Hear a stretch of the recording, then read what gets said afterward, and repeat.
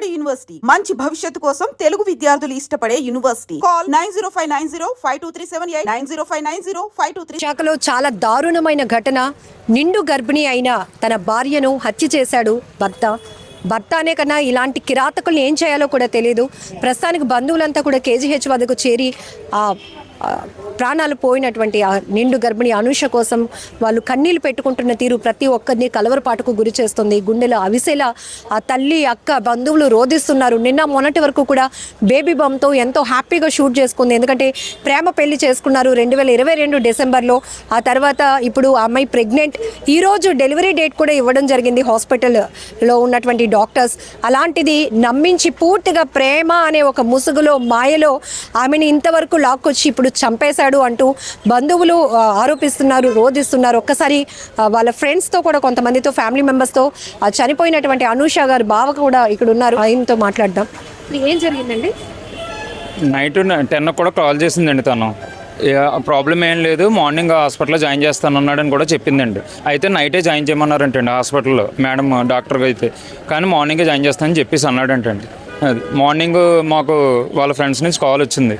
వెంటనే పోలీసులను గట్టిగా నిర్బంధిస్తే అప్పుడు ఒప్పుకున్నాడు అంటండి. ఏదేమైనా కానీ సొసైటీ సపోర్ట్ అయితే కావాలండి.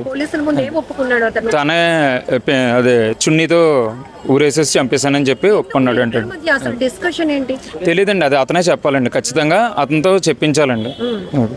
ఇది ఇప్పుడు లవ్ మ్యారేజ్ అంటున్నారు.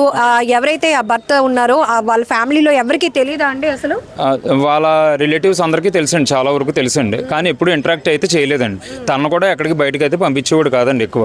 అది ఇద్దరు పర్సనల్గానే ఉండేవారు. 2022 మ్యారేజ్ అయిన దగ్గర నుంచి కూడా ఒకవేళ వచ్చినా 2-3 అవర్స్కి మించి బయటకు అయితే వచ్చేది కాదండి.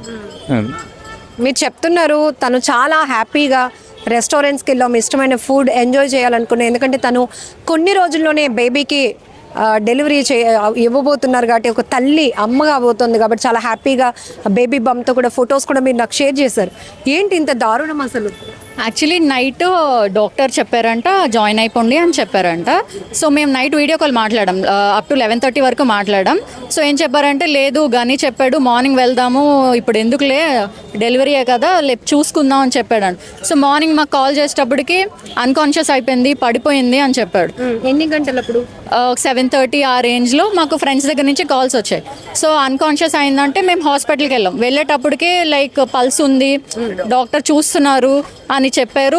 ఒక 10 minutes తర్వాత అమ్మాయి చనిపోయిందని చెప్పాడు అని చెప్పారు. మేము అప్పటికే చూసేటప్పటికి బాడీ కలర్ అంతా చేంజ్ అయిపోయింది ఆ అమ్మాయికి టోటలీ. సో మేము అప్పుడు కేజీహెచ్కి తీసుకొని వచ్చేసాం. వచ్చిన తర్వాత అప్పుడు ఈ డాక్టర్స్ మాట్లాడారు, పోలీసు వాళ్ళు మాట్లాడాక సో తను అప్పుడు ఒప్పుకున్నాడు. అబ్జర్వ్ చేసాం, బాడీ కలర్ అంతా చేంజ్ అయిపోయింది. అండ్ ఆ అబ్బాయికి కూడా మొత్తం అన్ని స్క్రాచెస్ ఉన్నాయి, లైక్ నెయిల్ మార్క్స్ హ్యాండ్స్ మీద దీని మీద మొత్తం ఉన్నాయి. సో అయితే ఏదో చిన్న ఆర్గ్యుమెంట్ ఏదో అయి ఉంటుంది అని అనుకున్నాం, కానీ మరి ఇంతలా దారుణంగా చంపేస్తారని మేము ఎక్స్పెక్ట్ చేయలేదు. అసలు ఒక మనిషి మరొక మనిషిని హింసించడమే చాలా ఘోరం. అంటే నిండు గర్భిణి, అది కూడా అతనికి చాలా రెస్పాన్సిబిలిటీ ఉంది. భార్య బిడ్డ, ఎందుకు అసలు ఇంత కఠినమైనటువంటి నిర్ణయాలు వెళ్ళి? అండ్ వాళ్ళు కూడా హ్యాపీ కపుల్స్. మేము కూడా డిసైడ్ చేయలేకపోయాం ఏంటి రీజన్ అని చెప్పేసి. అండ్ తను కూడా చాలా స్ట్రాంగ్, ఏదైనా ఉంటే తను ఫేస్ చేస్తుంది తప్ప. ఎంతవరకు చదువుకున్నారు అనుష? తను హోటల్ మేనేజ్మెంట్ చేసింది. వీళ్ళిద్దరికి ఎలా అండి పరిచయం? వాళ్ళు కాలేజ్ రిలేటెడ్గా ఎక్కడో ఫ్రెండ్స్. సో మేము తర్వాత ఫ్రెండ్స్ అండ్ వాళ్ళు కాలేజ్ ఫ్రెండ్స్. వాళ్ళకి కొంచెం వాళ్ళ ఇంట్రొడక్షన్ అది వాళ్ళకి తెలుసు. మ్యారేజ్కి వెళ్ళారా మీరు? లేదు, నాకు మ్యారేజ్ తర్వాత నుంచి మేము ఫ్రెండ్స్. ఒక 3 years నుంచి మేము ఫ్రెండ్స్ అనమాట. ఆఫ్టర్ మ్యారేజ్ మాకు పరిచయం తను. ఏంటి ఇలాంటి వాళ్ళని ఎలా శిక్షించాలి? ఇంకొక ఆడపిల్ల జీవితం ఇలా నాశనం అవ్వకుండా ఉండాలి అంటే అసలు రిలేటెడ్ థింకింగ్ అసలు ఎలా వచ్చిందో, ఒక మనిషిని చంపేయాలి అని అంత దారుణంగా ఎలా తీసుకున్నాడని అసలు అర్థం కావట్లేదు. డెఫినెట్లీ అసలు అయితే చాలా గట్టిగా శిక్షించాలి. అసలు నా ఫ్రెండ్కి జరిగినట్టు ఇంకెవ్వరికి జరగకూడదు అంటే డెఫినెట్లీ దీన్ని ముందుకు తీసుకెళ్ళాలి. And we are expecting. లాస్ట్ వాళ్ళు మాట్లాడినప్పుడు ఏంటి? మేము 11:30కి మాట్లాడాం. హాస్పిటల్ నుంచి వచ్చాము, డాక్టర్ జాయిన్ అయిపోమని చెప్పారు.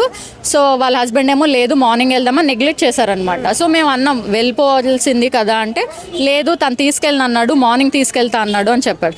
మార్నింగ్ మేము తనతో మాట్లాడినప్పుడు నైట్ తను వద్దన్నది. సో మార్నింగ్ తీసుకెళ్తాము, బ్రేక్ఫాస్ట్ అయ్యాక తీసుకెళ్దామని వెయిట్ చేశాను. మార్నింగ్ బ్రేక్ఫాస్ట్కి తను లేపినప్పుడు తను లెగలేదు, అన్కాన్షియస్ అయింది. వాటర్ వేస్తే వాటర్ బయటకు వచ్చేస్తుంది. సో అందుకు నేను అందరికీ కాల్ చేశాను భయపడి అని చెప్పాడు. ఇక్కడికి వచ్చాక పోలీసుల దగ్గర ఒప్పుకున్నాడు దట్ నేనే నైట్ 2 తర్వాత ఆర్గ్యుమెంట్ అయింది, చున్నీతో ఇలా చేసి చంపేశానని నైట్ చెప్పాడు. అమ్మాయిగా చెప్పండి, పెళ్ళి అంటే ప్రతి అమ్మాయికి ఒక ఎక్స్పెక్టేషన్స్ ఉంటాయి. అమ్మా నాన్న మనకి ఎంత కేర్గా ఎంత ప్రేమగా చూసుకుంటారో మనం అత్త వాళ్ళ ఇంటికి వెళ్ళినప్పుడు కూడా అవే ఎక్స్పెక్ట్ చేస్తాం సేమ్. ఒకవేళ అలాంటి ప్రేమతో చూసుకున్న అత్త అయితే అమ్మాని పిలవాలనిపిస్తుంది. ఇంకా అలాంటి భర్త దొరికితే గాడ్ గిఫ్ట్ అనుకుంటాం. అలాంటిది మీరు చెప్తున్నారు ఇద్దరిని మేము ఆఫ్టర్ మ్యారేజ్ తర్వాత చూసినప్పుడు అసలు ఇలాంటి డెసిషన్ ఇలాంటిది ఈయన చేశాడా అని షాక్ అవుతున్నాను అని తెలిసిన తర్వాత మీకు ఏమనిపించింది? అసలు మేము కనీసం ఎక్స్పెక్ట్ కూడా చేయలేదు. అంటే చూడడానికి చాలా హ్యాపీ కపుల్గా ఉండేవారు. ఏదైనా కొంచెం ప్రైవేట్గా ఎక్కువ అబ్బాయి ఉండేవాడు, అంటే కలవనిచ్చేవాడు కాదు, ఫొటోస్ కలిసి దిగడం అవన్నీ చాలా తక్కువ అనమాట. సో లైక్ ఇంట్రోవర్ట్ అని మేము అనుకున్నాం, కానీ ఉండొచ్చు ఇలా అనుకున్నాం, కానీ మరి ఈ కైండ్ ఆఫ్ ప్లాన్ ఉందని మేము అలా ఎక్స్పెక్ట్ చేయలేదు అనమాట.